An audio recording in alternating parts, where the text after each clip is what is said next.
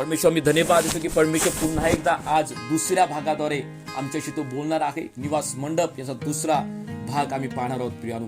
आणि निवास मंडप याचा दुसरा भाग जेव्हा आम्ही पाहत आहोत प्रियानो, जेव्हा मी सांगितलं की जेव्हा चारी बाजूनं त्या ठिकाणी पूर्ण पडदा मारलेला असतो आणि मग त्याच्यामध्ये त्या ठिकाणी एक तंबू उभा केलेला असतो आणि त्या तंबूच्या मध्ये दोन भाग केलेले असतात, पवित्र स्थान आणि परमपवित्र स्थान. आणि त्याच्या समोरील जो भाग आहे त्या भागाला अंगण त्या ठिकाणी म्हटलं जातं प्रियानो.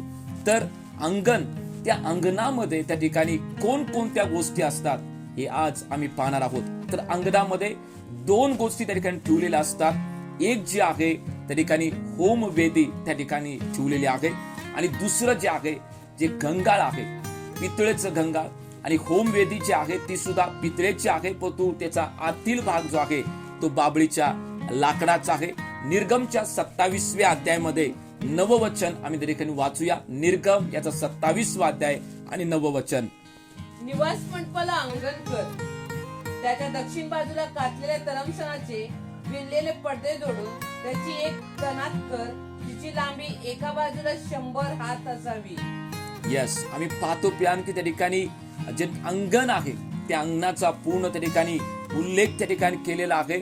आणि अंगणाची जी लांबी होती, जर तुम्ही 16 वचन 18 वचन वाचाल तर त्याच्यामध्ये सुद्धा उल्लेख केलेला आहे. निर्गम 27:16 मध्ये सुद्धा काय लिहिलं आम्ही पाहूया. निर्गम त्या ठिकाणी 27 याचं 16 वचन आम्ही वाचूया. अंगणाच्या फाटकासाठी एक पडदा बनवावा, तो निळ्या, जांभळ्या आणि किरमिजी रंगाचा सुताचा व कातलेल्या तलमसणाच्या कापडाचा असून वेलबुट्टीदार असावा. तो 20 हात असून त्याला 4 खांब व 4 उतळ्या असाव्या. यस, तुम्ही 18 वचनामध्ये सुद्धा वाचू शकता. आता अंगण जे केलेलं आहे त्या अंगणाची लांबी आणि रुंदीविषयी सांगितलेलं आहे. तर त्या ठिकाणी सांगतं वचनामध्ये की लांबी जी आहे ती 100 हात आहे. लांबी जी आहे ती 100 हात. 100 हात याचा अर्थ 150 फूट, म्हणजे एक हात जो आहे तो 1.5 फुटाचा, असं मिळून 100 हात लांबी आहे. म्हणजे 150 फूट जे आम्ही फुटामध्ये मोजतो तेव्हा. आणि रुंदी जी आहे ती रुंदी त्या ठिकाणी 50 हात आहे. रुंदी त्याची 50 हात याचा अर्थ 75 फूट. 50 हात याचं 75 फूट आम्ही त्याच्याविषयी त्या ठिकाणी पाहतो प्रियानो. आणि हे जे अंगण आहे ते पूर्व दिशेला त्याचं फाटक आहे. अंगणाचं म्हणजे जे अंगण जे एंट्री करतो आपण त्या ठिकाणी निवास मंडपाच्या त्या फाटकातून, ते फाटक जे आहे ते पूर्व दिशेला फाटक असेल. त्या फाटकाची रुंदी 20 हात म्हणजे जवळजवळ 30 फूट अशा प्रकारे त्या ठिकाणी त्याची पूर्ण रचना त्या ठिकाणी केलेली आहे. 27 अध्यायामध्ये तुम्ही वाचू शकता प्रियानो. आणि त्याच्यानंतर तिथं जे ठेवलेल्या काही गोष्टीविषयी आम्ही पाहत आहोत. आज प्रामुख्याने आम्ही होम वेदी जी आहे त्याच्याविषयी पाहणार आहे. तर होम वेदी जी आहे निर्गम 27 याचा 1 ते 8 वचन जे आम्ही वाचू, तर निर्गम 27 1 ते 8 वचनामध्ये या होम वेदीचा त्या ठिकाणी उल्लेख त्या ठिकाणी करण्यात आला आहे. मोशे का म्हटला, त्या ठिकाणी मोशेला परमेश्वरानं का सांगितलं की तुला होम वेदी बनवायची आहे, त्याचा अर्थ काय आणि कोणकोणत्या वस्तू त्याला प्रामुख्याने वापरण्यात आल्या याच्याविषयी सुद्धा आम्ही पाहणार आहोत. आम्ही पाहूया निर्गम याचा 27वा अध्याय 1 ते 8 वचनामध्ये काय लिहिलंय आम्ही पाहूया वचनामध्ये. यस, बाबळीच्या लाकडाची 5 हात लांब व 5 हात रुंद अशी एक वेदी बनवू. ती चौरस असून तिची उंची 3 हात असावी. तिच्या चारी कोपऱ्यात 4 शिंगे बनवावी. ती शिंगे अंगचीच असावी. ही वेदी पितळेने मळवावी. तिच्यातील राख उचलून नेण्यासाठी हंड्या, त्याप्रमाणे तिच्यासाठी फावडी, कटोरे, काटे आणि अग्निपात्र बनवावी. तिची सर्व उपकरणे पितळेची असावी. तिच्यासाठी पितळेच्या जाळीची एक चाळण बनवावी. चाळणीच्या चारी कोपऱ्यासाठी पितळेच्या 4 कड्या बनवाव्या. ही चाळण वेदीच्या सभोवती कगोऱ्याच्या खाली अशी लावावी की ती वेदीच्या अर्ध्या उंची इतकी यावी. वेदीसाठी बाबळीच्या लाकडाचे दांडे कर व ते पितळेने मळीव. हे दांडे कड्यात घालावे, म्हणजे वेदी उचललेली जाईल तेव्हा तिच्या दोन्ही बाजूला ते असतील. वेदी मध्यभागी पोकळ ठेवावी व बाजूला फळ्या बसवून बनवावी. पर्वतावर तुला दाखवल्याप्रमाणे ती करावी. यस, या ठिकाणी मोशेला परमेश्वरानं त्या ठिकाणी ती वेदी करायला लावली प्रियानो. परमेश्वरानं सियोन डोंगरावरती, मी म्हटलं गेल्या वेळी सुद्धा की जेव्हा तो 40 दिवस उपवास आणि प्रार्थनेमध्ये जेव्हा तो गेलेला होता, 40 दिवस जेव्हा तो परमेश्वर समोर त्या ठिकाणी होता, तर परमेश्वरानं एक एक गोष्टीचं त्याला त्या ठिकाणी उलगडा करून दाखवला. वेदी जरी त्या ठिकाणी मोशेनं बनवून घेतले असेल लोकांकडून, परंतु याचा निर्माण करता हा परमेश्वर आहे. त्या ठिकाणी डिझाईन करणारा आर्किटेक्ट जर कोण असेल तर तो परमेश्वर आहे. आणि जेव्हा तो बनवतो, उत्तम बनवतो. पहिली गोष्ट, जेव्हा तो बनवतो त्याला काही तर अर्थ आहे. असाच त्या ठिकाणी मिनिंगलेस असं परमेश्वर कधी कोणती गोष्ट बनवत नाही. एखाद्या बारीक बारीक गोष्टीचा उल्लेख, त्याची लांबी, त्याची रुंदी, त्याची डीप, लाकूड, कोणकोणत्या वस्तू त्याला वापरल्या पाहिजेत, त्या ठिकाणी मोशेला परमेश्वर सविस्तर एक एक गोष्ट सांगत आहे. परमेश्वर जर या वेदीसाठी एवढ्या योजना त्याच्या मनामध्ये असतील, विचारामध्ये ते असतील, एवढं प्लॅन त्याने केलेला असेल, एक वेदी बनवायला, एक लाकडाची वेदी बनवायला, की ती तात्पुरती होती, ती सार्वकालिक नव्हती. ती नंतर ती वेदी त्या ठिकाणी नष्ट झाली, अजून ती ठिकाणी सापडली नाही. पण माझ्या प्रियानो, जर परमेश्वर या वेदीसाठी एवढी योजना आखत आहे, त्याच्या मनामध्ये एवढे विचार आहेत, तर तुमच्यासाठी आणि माझ्यासाठी किती परमेश्वरच्या मनात योजना त्या ठिकाणी असू शकतात, किती तो योजना त्या ठिकाणी आखत आहे, किती प्लॅन त्याच्या मनामध्ये आहे. आणि इर्मया 29:11 सुचले की माझ्या मुली, तुझ्याविषयी जे माझ्या मनात संकल्प आहे ते हिताचे आहे. आम्ही निराश होतो, आम्ही दुःखी होतो, कधी कधी आम्हाला एकटेपणा जाणवतं, परिस्थिती पाहून, लोकांचं काही गोष्टी वागणं पाहून आम्ही निराश होऊन जातो. पण ते लक्षात ठेवा की जर परमेश्वरानं तुम्हाला या भूतलावरती निर्माण केलेला आहे, तुम्हाला अपॉइंट केलेला आहे आणि त्याच्या रक्ताद्वारे तुम्हाला त्यानं धुतलेला आहे, तुम्ही त्याच्यावर करार केलेला आहात, तर परमेश्वराच्या योजना, परमेश्वराच्या मनात तुमच्यासाठी महान योजना आहेत. आणि त्या योजना कोणीही थांबवू शकत नाही. त्या योजनेच्या विरुद्ध कोणीही कितीही सैतान कार्य करायचा प्रयत्न केला तर त्या योजना सैतानाच्या कधीही सफल होऊ शकत नाही. जर आम्ही त्या योजनेच्या विरुद्धात जर आम्ही वागायला लागलो, योजनेच्या बाहेर जर आम्ही जायला लागलो, तर नक्कीच माझ्या प्रियानो, परमेश्वराच्या महान योजनेच्या विरुद्धात आम्ही वागत असताना परमेश्वर योजना आमच्या जीवनामध्ये कधीही पूर्ण होणार नाही. हे लक्षात ठेवा की परमेश्वराच्या योजना तुमच्यासाठी आणि माझ्यासाठी नक्कीच आहेत. आणि त्या योजनेसाठी वाट पाहतात आणि योजनेसाठी परमेश्वराची योजना पूर्ण व्हावी म्हणून आपलं जीवन त्याच्या हातामध्ये समर्पित करतात की प्रभू मला बनव, ते की उत्तम कुंभार आहेस, मला आकार दे, मला घडव. जेव्हा या समर्पणाद्वारे आम्ही प्रभूच्या समोर जातो, एक लक्षात ठेवा, एक उपयोगाचं पात्र, मानाचं पात्र म्हणून परमेश्वर तुम्हाला तो घडवेल, तुम्हाला तो आकार देईल, तुम्हाला तो बनवेल. कारण या ठिकाणी वचनामध्ये सांगतं, एक बाबळीचं लाकूड धूप वेदीसाठी, त्या ठिकाणी होम वेदीसाठी घेण्यात आलं. आणि ते लाकूड बाबळीचं, याचं आध्यात्मिक मिनिंग आम्ही हे समजू शकतो प्यानो. लाकूड जे बाबळीचं आहे, बाबळीचं झाड आम्ही पाहिलेलं आहे, जे काठे त्या ठिकाणी देतं. आणि कोणकोणत्या झाडावरती कदाचित चढले असेल, लहानपणी आम्ही त्या झाडावरती चढत होतो, बसत होतो, आणि प्यानो त्या झाडावरती चढत असताना कितर काठे आमच्या शरीरामध्ये आम्हाला लागत होते, कितर पेन्स, कितर वेदना आमच्या शरीरामध्ये होत होत्या. मला प्रिय लोकांनो, हे बाबळीचं झाड, हे लाकूड आमचं जीवन दर्शवतं, जे काही कामाचं नाही, कोणत्याही उपयोगाचं नाही. कोणीही आपल्या अंगणामध्ये बाबळीचं लाकूड कधी लावणार नाही, बाबळीचं झाड कधी लावणार नाही. गुलाबाचं लावतील, आंब्याचं लावतील, फणस लावतील, पण लोक हे बाबळीचं लाकूड कशाला, मला हे बाबळीचं झाड मला काय उपयोगाचं आहे, कोणताही उपयोग होत नाही म्हणून बरेचसे लोक ते बाबळीचं झाड आपल्या अंगणामध्ये कधीही लावणार नाहीत. प्यारू, लक्षात ठेवा, असे जे धिक्कारलेलं, टाकलेलं, कुच कामाचं त्या ठिकाणी झाड, लाकूड परमेश्वरानं उपयोगात आणलं. प्यानो, परमेश्वरानं त्याला त्या ठिकाणी घडवलं आणि मानाचं पात्र परमेश्वरानं त्याला बनवलं. आज या विश्वासामध्ये तुम्ही असा 2026 मध्ये तुम्ही जात असताना हा विश्वास तुमच्या जीवनामध्ये असू दे की परमेश्वर 2026 मध्ये ज्या रीतीनं त्या बाबळ्याच्या लाकडाला, जे उपयोगाचं नाही, लोक त्या ठिकाणी न उपयोगाचं त्या ठिकाणी झाड म्हणून त्याच्यावर पाहत होते, एक त्या ठिकाणी तुच्छ नजरेने कदाचित पाहत असतील, पण परमेश्वरानं ते बिनकामाचं, तुच्छ मानलेलं लोकांनी ते झाड, ते लाकूड परमेश्वर मानाचं बनवलेलं आहे. प्रभू माझ्या जीवनामध्ये तसंच करणार, प्रभू माझ्या जीवनामध्ये त्याच गोष्टी करणार.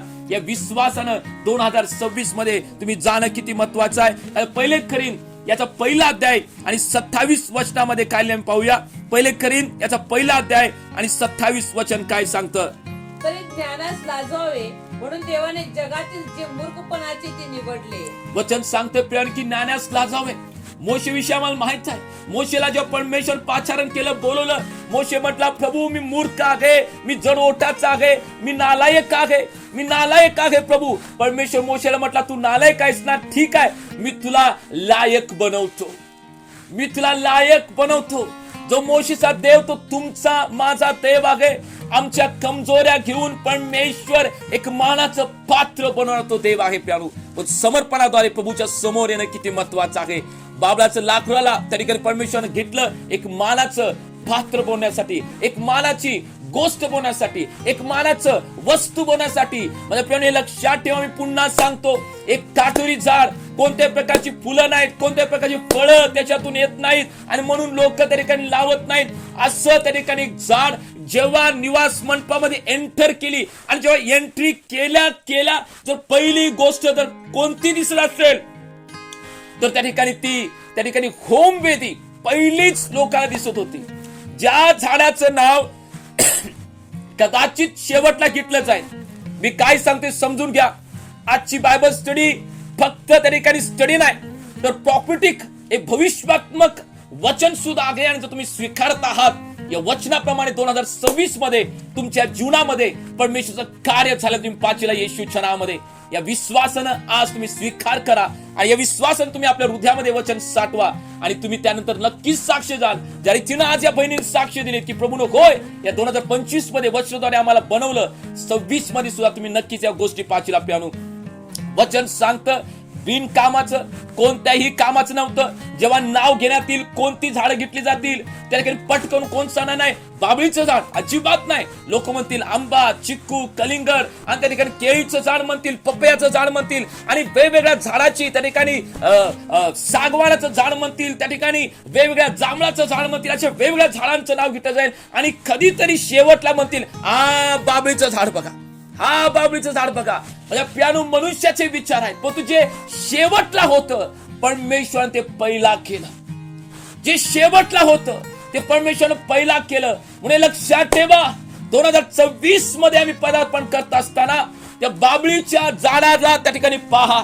तुम्ही तुमच्या जीवनाच्या क्षेत्रामध्ये कुठे शेवटला असाल, कोणत्याही भागामध्ये शेवटला असाल, जर समर्पणाद्वारे प्रभूच्या समोर येत आहे की प्रभू बाबळीच्या झाडाचा त्या ठिकाणी तू वापर करून घेतलास, माझा सुद्धा वापर करून घे. मग देव म्हणेल तू शेवटला आहेस ना, मी तुला पहिला करतो, मी तुला पहिला करतो. आणि वचन सांगतं की जेव्हा निवास मंडपामध्ये एंट्री करण्यात आली पहिला त्या ठिकाणी ती वेदी, होम वेदी त्या ठिकाणी ठेवण्यात आली प्यारू. आणि मग तिच्याद्वारे परमेश्वरानं कार्य करणं आपलं त्या ठिकाणी जी योजना होती ती पूर्ण करण्यासाठी तिचा वापर करण्यात आला. आज या ठिकाणी किती लोक आहेत ते विश्वासाने म्हणतील की होय मी आज तयार आहे की परमेश्वर ज्या रीतीनं बाबळीच्या लाकडाचा तू उपयोग करून घेतलास, माझा सुद्धा वापर करून घे देवा, मला सुद्धा त्या ठिकाणी बनव तुझ्या पाहिजे तसं, माझ्या बुद्धीनं माझ्या विचार नको, तुला पाहिजे तसं मला बनव. आज किती लोक हे प्रभूकडे त्या ठिकाणी समर्पणाद्वारे येत आहेत. मी प्रभूला आभार मानतो जे समर्पण करतायत की होय आम्हाला प्रभू बनवू दे, आम्हाला प्रभू आकार देऊ दे. आमचे मन, आमचे विचार नको, आम्हाला पाहिजे तसं नको, आमचे जे प्लॅन आम्ही केले तसं नको, प्रभू घडवू दे. हे लक्षात ठेवा, ज्या प्रभूला तुम्ही त्याच्या हातामध्ये स्वतः समर्पित करता प्यारू, परमेश्वर उत्तमातील उत्तम बनल्याशिवाय राहणार नाही. कारण आमच्या मनानं, आमच्या विचारानं, आमच्या बुद्धीचा वापर करून जर कोणत्या गोष्टी जर आम्ही करायला गेलो देवाची वाट न पाहता तर कदाचित आम्ही त्या गोष्टीमध्ये लज्जित होऊ शकतो, कदाचित त्या गोष्टीमध्ये आम्ही दुःखी होऊ शकतो, कदाचित त्या गोष्टीमध्ये आम्ही पज्जित होऊ शकतो. ज्या रीतीनं अबशालोम झाला, दावीद त्या इस्रायलचा राजा होता पण तो अबशालोमला स्वतः राजा बनायचं होतं. म्हणून बऱ्याचशा गोष्टी करून, बऱ्याचशा ज्ञानाचा, बुद्धीचा, लोकांचा वापर करून राजा होण्यासाठी प्लॅन केला, योजना आखली. आणि माझ्या प्यानू हे लक्षात ठेवा, मनुष्याच्या मनात त्यांना अशा गोष्टी भरवल्या आणि लोक म्हणतात आम्हाला आता दावीद राजा नको, आम्हाला अबशालोम पाहिजे, अबशालोम पाहिजे, अबशालोम पाहिजे, अबशालोम पाहिजे. पण तो इस्रायल लोकांना माहित नव्हतं आणि अबशालोमला सुद्धा माहित नव्हतं ज्या देवानं त्या ठिकाणी स्वतः राजा म्हणून दावीदला गादीवरती बसवलेला आहे कोणीही जगातला व्यक्ती त्या गादीवरून, त्या पदावरून त्याला कधीही खाली काढू शकत नाही. एक अबशालोम येऊ दे, 100 येऊ द्या, 500 येऊ द्या, कोणीही देवाच्या योजनेनुसार एखाद्या व्यक्तीला उभा केलेला आहे, त्याला कधीही कोणीही खाली काढू शकत नाही. प्यानो, कधी कोणी खाली खेचू शकत नाही, कारण देवानं त्याला त्या ठिकाणी बसवलेला आहे. ओ माझा प्यानो, या विश्वासानं 2026 मध्ये तुम्ही जात असताना या विश्वासानं तुम्ही जावा की प्रभू, बाबळीच्या लाकडाचा उपयोग केलास, फुलं नव्हती त्या ठिकाणी, कोणती फळं नव्हती प्रभू, परंतु आमचा वापर करून तू आम्हाला आज त्या ठिकाणी प्रभू एक फळ देणार, फूल देणार आम्हाला त्या ठिकाणी बनव. यासाठी तुमची प्रार्थना असणं किती महत्वाचं आहे प्यारो. फळं जे आहेत ते आत्मिक फळाविषयी दर्शवतात, आमचा स्वभाव बदललेला त्या ठिकाणी दर्शवतात. फुलं जे आहेत ते आमच्या साक्षीविषयी दर्शवतात. सुगंध, जर तीन फुलाचा सुगंध येतो त्या रीतीनं त्या ठिकाणी साक्षीचा त्या ठिकाणी माझ्या प्यानो त्याचं मिनिंग आहे. फुलाचं मिनिंग साक्षी आहे. आमच्या जीवनामध्ये साक्ष असणं किती महत्वाचं आहे. आमच्या जीवनामध्ये त्या ठिकाणी फळ असणं किती महत्वाचं आहे. कदाचित त्या बाबळीच्या झाडाच्या आजूभोवती काही सागवानाची लाकडं असतील, त्यांनी बडाई मारली असेल, पुशारकी मारली असेल, अरे तू बाबळीचा आहेस रे, तुला कोणी विचारत नाही, काय उपयोगाचा नाही आहेस. पण तुम्हाला प्यानो, जेव्हा ती त्या ठिकाणी होमवेदी त्या ठिकाणी बनवत आली, त्याच लाकडांना ज्या पुशारकी मारती ते सागवानचं असेल, देवदारूचं असेल, तेच लाकूड तोडून त्या होमवेदीमध्ये ते जाळण्यात आलं आणि प्रभूला अर्पण चढवण्यात आलं. मला प्यानो वचन स्पष्टपणे सांगते स्तोत्र 100 स्तोत्रामध्ये की बांधाने नापसंत केले दगड परमेश्वर कोणसीला करणार आहे. स्तोत्र 118:22 मध्ये. तर ही प्रार्थना आज तुमची असू दे की देवा, होमवेदीच्या रीतीने तू बाबळीच्या लाकडाची बनवली, ज्याला फुलं नव्हती, ज्याला त्या ठिकाणी फळं नव्हती बाप्पा, पण तू त्याला त्या ठिकाणी एक उपयोगाचं पात्र म्हणून तू केलंस. माझ्या प्यानो, हे लक्षात ठेवा की परमेश्वर आम्हाला फळ येण्यासाठी, आम्हाला फुले येण्यासाठी तो आम्हाला निवडत आहे, तो आम्हाला त्या ठिकाणी बनवत आहे, आम्हाला त्या ठिकाणी तो रूपांतरित करत आहे, आम्हाला त्या रीतीने तो घडवत आहे. म्हणून आमचं जीवन एक फळ देणार असू दे, म्हणून आमचं जीवन त्या ठिकाणी एक जसं फूल आहे, साक्षीमय जीवन आमचं असू दे. मग ती साक्ष आमच्या मंडळीत, ही साक्ष आमच्या कुटुंबात, ही साक्ष आमच्या नातेवाईकांमध्ये सुद्धा असणं किती महत्वाचं आहे. जर कोणी म्हणेल की होय प्रभूसाठी मी वापरात आलेला व्यक्ती आहे, तर या दोन गोष्टी, फळ आणि फुलं सुद्धा आमच्या जीवनात असणं महत्वाचं आहे. फळ हे स्वभाव त्या ठिकाणी आत्मिक स्वभावाविषयी दर्शवतं, फूल हे साक्षीविषयी दर्शवतं प्यारो. या दोन्ही गोष्टी आपल्या जीवनात असणं किती महत्वाचं आहे. रोम याचा 11वा अध्याय 24 वचनामध्ये काय आम्ही पाहूया. रोम याचा 11वा अध्याय आणि 24 वचन. जे मूळचे रानटी जैतुनाचे झाड, त्यातून तुला कापून तुझे कलम सृष्टिक्रम सोडून चांगल्या जैतुनात लावले, तर ह्या ज्या त्याच्या मूळच्याच फांद्या त्यांचे कलम आपल्या जैतुनाच्या किती विनिश करून लावण्यात येतील. आम्ही रानटी झाड होतो, आम्ही रानटी झाड, न फळ देणार, न फूल देणार, वचन सांगते ते तोडण्यात आलं. आणि जे फळ देणार झाड आहे, योहान 15 अध्यायामध्ये सांगतं की येशूच वेल आहे, आम्ही फाटे आहोत, तिथे लावण्यात आलं. आता आम्ही फळ देणारे लोक आहोत.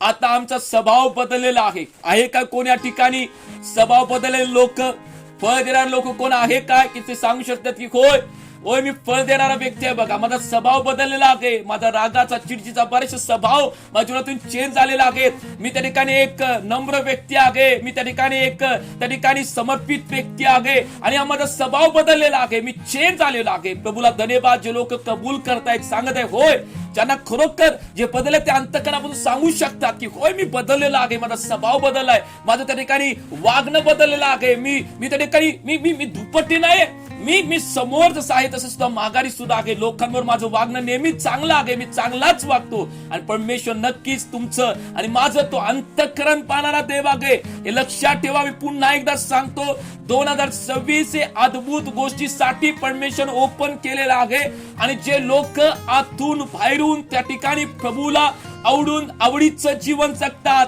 आतून बाहेरून आपल्या मुखाद्वारे, आपल्या नेत्राद्वारे, विचाराद्वारे, त्यांच्यासाठी ते वर्ष एक अद्भुत वर्ष असेल. परमेश्वर अद्भुत रीतीनं त्यांना त्या ठिकाणी वापरात ते आलेले तुम्ही पाहू शकता. वाट बघा की परमेश्वर बाबळाच्या लाकडाला त्या ठिकाणी वापरात आणत आहे. 2026 मध्ये प्रत्येक बाबळाचं लाकूड जे शेवटला होतं, ज्याची गणना शेवटला करण्यात आली, तेच पुढं आल्याला तुम्ही पाचिला आणि परमेश्वर तेच त्याला वापरण्यात तुम्ही तुमच्या नेत्रांना पाचिला. अरे हे पाठीमाग होते, शेवट पुढं कसे आले, माझ्या पुढे कसे गेले.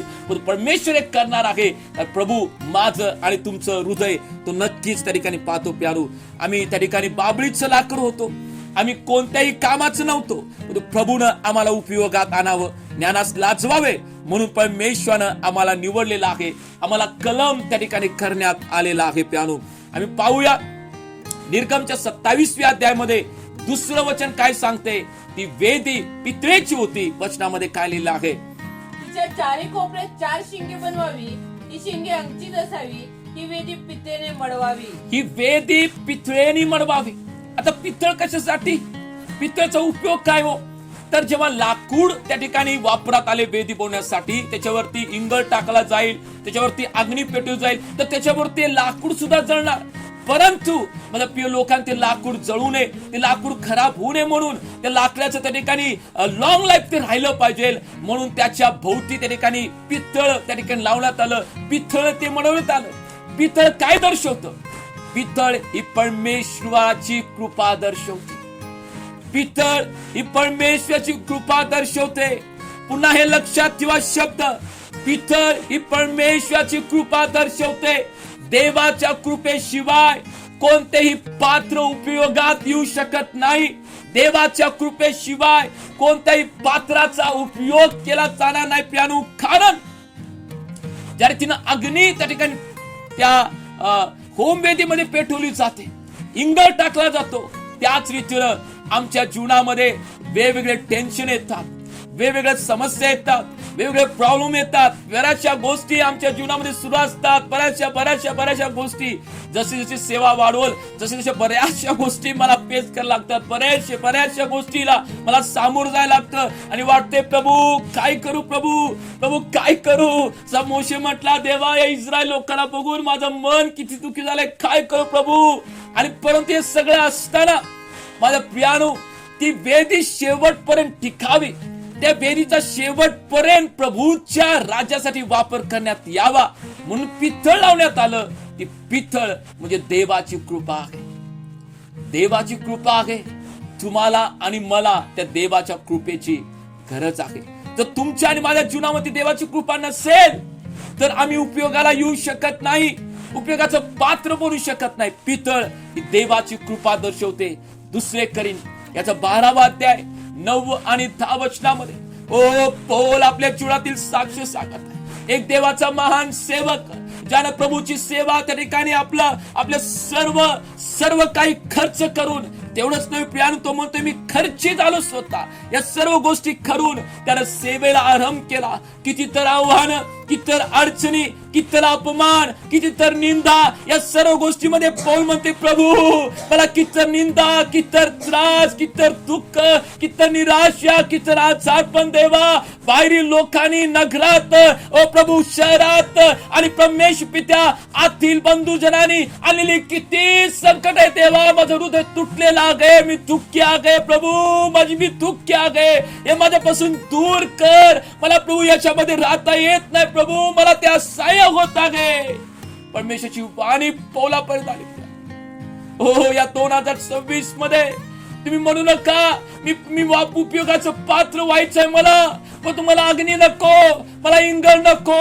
अग्नी असणार, इंगळ असणार, आम्हाला टेन्शन असणार, आम्हाला दुःख असणार, आम्हाला निराशा असणार, आम्हाला प्रॉब्लेम असणार, आम्हाला अडचणी असणार, आम्हाला अपमान असणार, आम्हाला निंदा असणार. पण या सर्व गोष्टीमध्ये जे शब्द पौलाशी परमेश्वर बोलला, तो आज माझ्याशी तुमच्याशी तो बोलत आहे, तो उत्तेजन देत आहे. दुसरे करिंथ्याचा 12वा अध्याय 9 आणि 10 वचनामध्ये पौलाबरोबर परमेश्वर काय बोलत आहे. परंतु त्याने मला म्हटले आहे, माझी कृपा तुला पुरे आहे, कारण अशक्तपणातून शक्ती पूर्णतेस येते. म्हणून ख्रिस्ताच्या सामर्थ्याची छाया माझ्यावर राहावी, म्हणून मी विशेष करून आपल्या अशक्तपणाची प्रौढी फार आनंदाने मिळवी. तो म्हणतोय स्पष्टपणे, मी होतो असा दुःखी, मी असा होतो निराशा, अपमान, पाठलाग, निंदा, सर्व गोष्टी प्रभू मी ऐकल्या, माझ्या कानावर आल्या प्रभू. परमेश्वर म्हटला, माझ्या मुला, माझी कृपा तुला पुरी आहे. माझी कृपा तुला पुरी आहे. जर कोणी लिडरशिप मध्ये पुढे जात असेल, कोणी सेवा कार्यामध्ये पुढे जात असेल, कोणी उपयोगाचं पात्र होऊन पुढे जायची इच्छा असेल तर म्हणू का नको नको नको, हे मला टेन्शन नको, नको नको नको मला अपमान नको, नको नको ते इंगल मला नको, नको नको मला ती आग नको. जर कोण नको म्हणेल तर परमेश्वर म्हणेल ठीक आहे, तुला नको ना बाबा, तर एका कोपऱ्यामध्ये एक शोभेच म्हणून फक्त धूपवेदी म्हणून राहा, होमवेदी म्हणून एक शोभेच राहा. आज माझा प्रश्न आहे तुम्हा प्रत्येकाला, एक शोभेची होमवेदी म्हणून उपयोगात यायचं आहे. एक फक्त शोभेची, फक्त शोभा दिसणारी का देवाचं त्या ठिकाणी म्हणजे लोकांना कार्य करणारी होमवेदी म्हणून तुम्हाला उपयोगात यायचं आहे.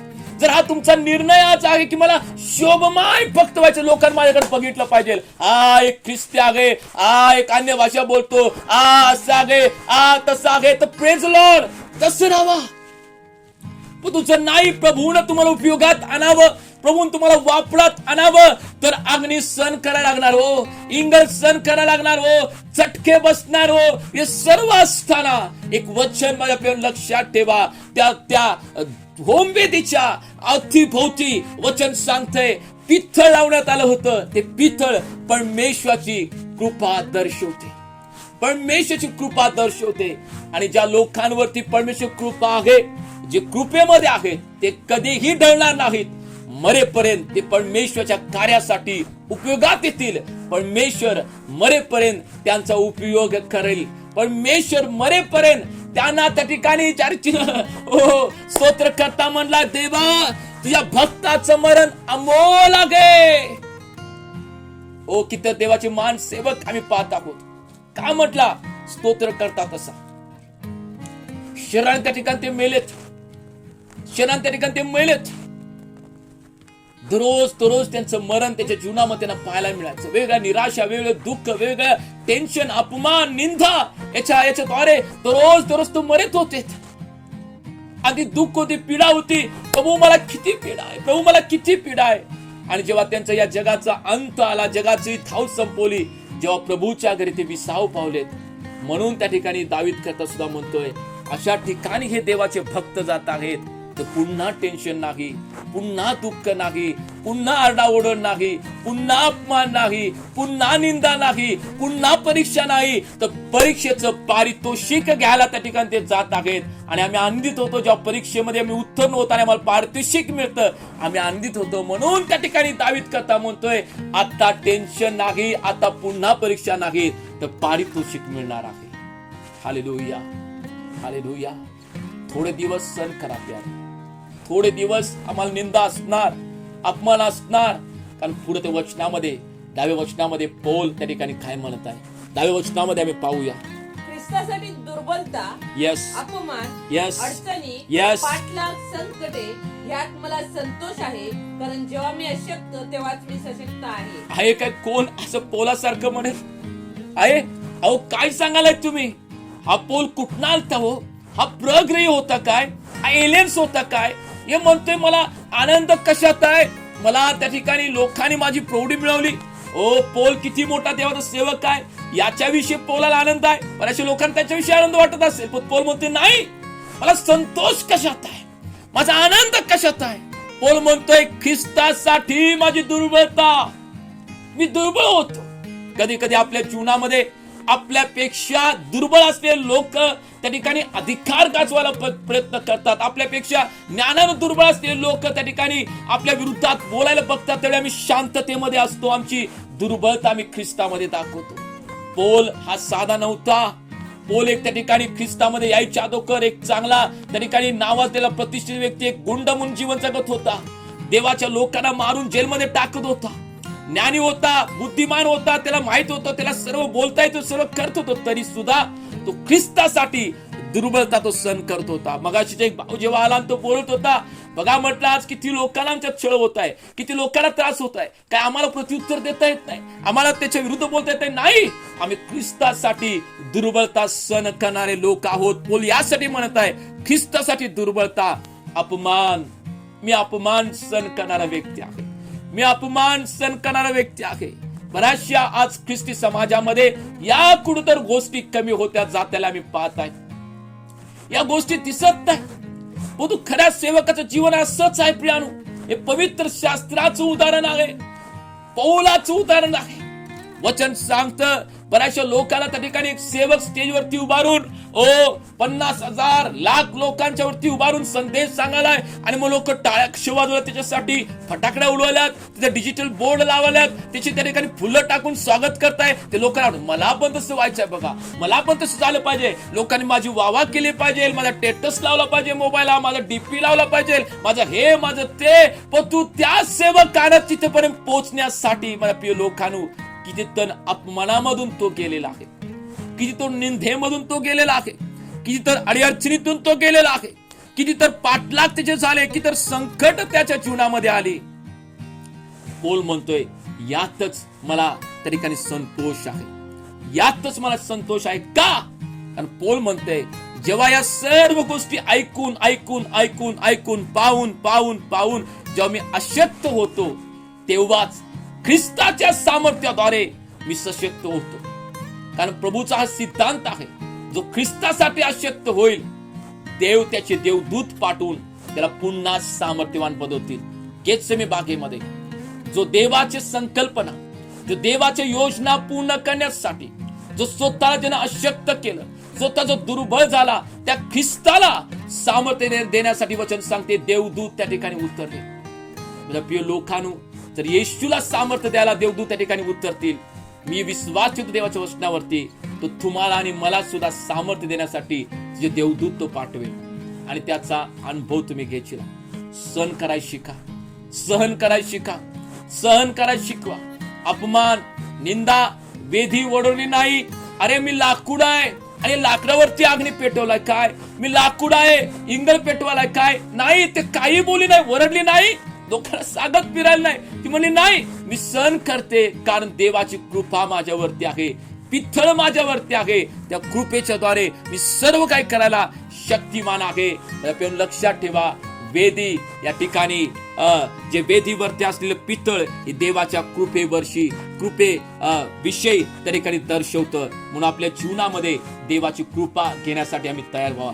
वचन पुन्हा आम्ही ते वाचूया. निर्गम 27:2 त्या वेदीला काय लावले आम्ही पाहूया. वेदीवरती 27:2 मध्ये, निर्गम 27:2 तिच्या चारी कोपऱ्यात 4 शिंगे बनवावी, तिच्या चारी कोपऱ्यात 4 शिंग बनवावीत. जर तुम्ही वेदी आहात, किती लोक म्हणतील की होय परमेश्वरासाठी मी वेदी आहे. किती लोक या ठिकाणी आहेत? यस, किती लोक म्हणतायत यस यस, धन्यवाद. जे लोक कबूल करतायत होय मी प्रभूसाठी वेदी आहे. आता वचन सांगतं त्या वेदीला त्या ठिकाणी 4 त्या ठिकाणी शिंगे आहेत. चारी कोपऱ्याला, जे तिची स्क्वेअर मध्ये चौखडी बनवले आहे, तर 4 कोपऱ्याला शिंगे आहेत. हे शिंगे कशाचं प्रतीक आहे? शिंगे हे सामर्थ्याचं प्रतीक आहे. शिंगे हे सामर्थ्याचं प्रतीक आहे. शिंग आम्ही पाहतो त्या ठिकाणी वेगवेगळ्या जनावरांना ते शिंग आहे. ते शिंग त्या ठिकाणी मिरवण्यासाठी नव्हे, ते शिंग शोभा येण्यासाठी नव्हे, ते शिंग त्या ठिकाणी अट्रॅक्ट दिसण्यासाठी नव्हे, तर ते शिंगाचा वापर आक्रमण करण्यासाठी आहे. तर शिंगाचा वापर पुन्हा एकदा लक्षात ठेवा, आक्रमण करण्याचा त्या ठिकाणी त्याचा उपयोग आहे. आक्रमणासाठी ते शिंग वापरात त्या ठिकाणी आले पाहिजे. आपल्या प्रार्थनेला सुद्धा वेदीचं दुसरं त्या ठिकाणी एक आत्मिक अर्थ आहे. वेदी म्हणजे प्रार्थना, वेदी म्हणजे प्रार्थना. आता आमच्या प्रार्थनेला, आमच्या वेदीला शिंग्या आहेत काय हो? आमच्या वेदीला शिंग्या आहेत काय हो? म्हणजे काय? आमच्या प्रार्थनेमध्ये सामर्थ्य आहे काय? आमच्या प्रार्थनेमध्ये सामर्थ्य आहे काय? प्रार्थनेमध्ये सामर्थ्य असणं 2 प्रकारच्या प्रामुख्याच्या गोष्टी आम्ही त्या ठिकाणी पाहूया. सामर्थ्य, एखाद्या व्यक्तीच्या प्रार्थनेमध्ये सामर्थ्य आहे, 2 गोष्टी आम्ही त्या ठिकाणी पाहू शकतो. पहिली गोष्ट, यहुदा याचं 20 वचनामध्ये आम्ही पाहू. यहुदा याचं 20 वचनामध्ये, प्रियजनो, तुम्ही तर आपल्या परम पवित्र विश्वासावर स्वतःची रचना करा, पवित्र आत्म्याने प्रार्थना करा. यस, एखाद्या व्यक्तीच्या वेदीला म्हणजे प्रार्थनेमध्ये सामर्थ्य जर आहे, तर काय आम्ही ओळखू शकतो? कोणत्या गोष्टीद्वारे? तर पवित्र आत्म्याच्या द्वारे प्रार्थना करणारे जर आम्ही लोक आहोत, तर हे लक्षात ठेवा, आमच्या प्रार्थनेमध्ये त्या ठिकाणी सामर्थ्य आहे, आमच्या वेदीला शिंग आहेत. काय आमच्या प्रार्थना सामर्थ्यानं होत आहेत काय? ज्या रीतीने वेदीला शिंग आहेत त्या रीतीनं आमच्या प्रार्थनेमध्ये सामर्थ्य आहे काय? ते आम्ही आमच्या प्रार्थनेमध्ये प्रामुख्याने तपासणं महत्वाचं. दुसरी गोष्ट, जो व्यक्ती प्रार्थना करत आहे, आम्ही सामर्थ्याची प्रार्थना कशी ओळखू शकतो? अधिकारानं तो प्रार्थना करत आहे का?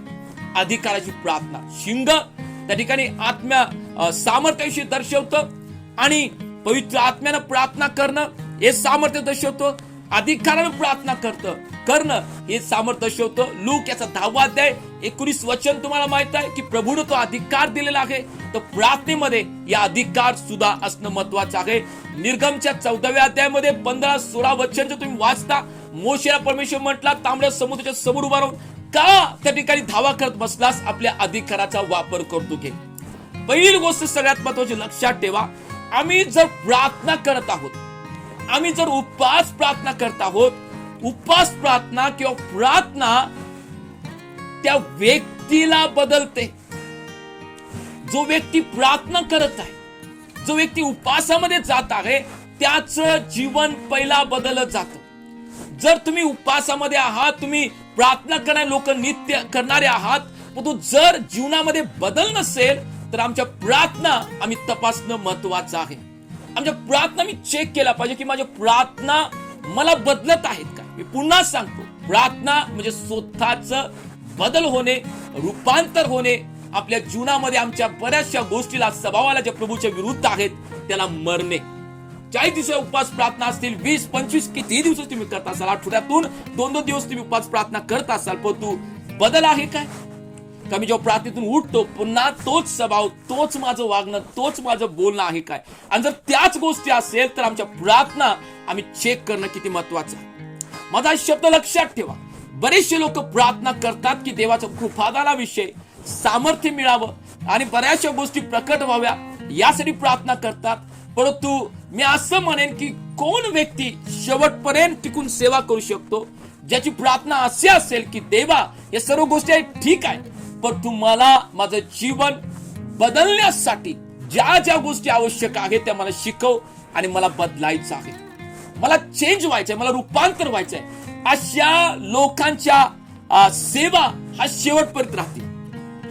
समजून घ्या प्यानो, अशा प्रकारच्या लोकांची सेवा ही शेवटपर्यंत राहतील की जे लोकांच्या प्रार्थना स्वतःला बदलतात.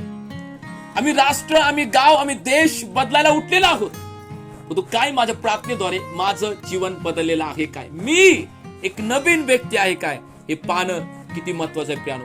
म्हणून वेदीला शिंग आहेत. शिंग हे सामर्थ्य दर्शवतं.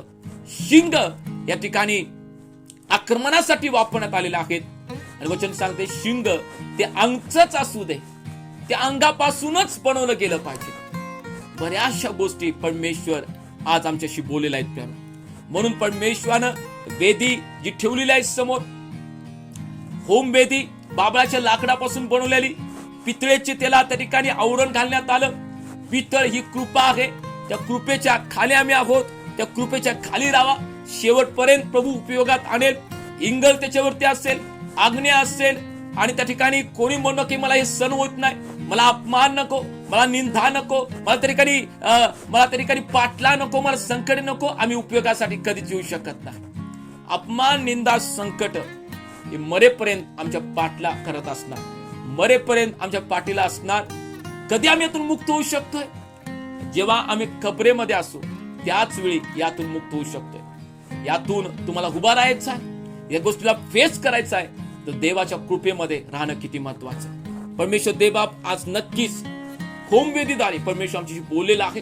लाकूड याचा अर्थ, पित्तळ याचा अर्थ, शिंगाचा अर्थ परमेश्वर आमच्याशी बोललेला आहे. तर प्यानो, या गोष्टी आपल्या जीवनात समजून घ्या आणि आपलं जीवन त्या रीतीने बनवण्यासाठी प्रयत्न करा. देवबाप तुम्हाला सर्वांना या गोष्टीद्वारे आशीर्वाद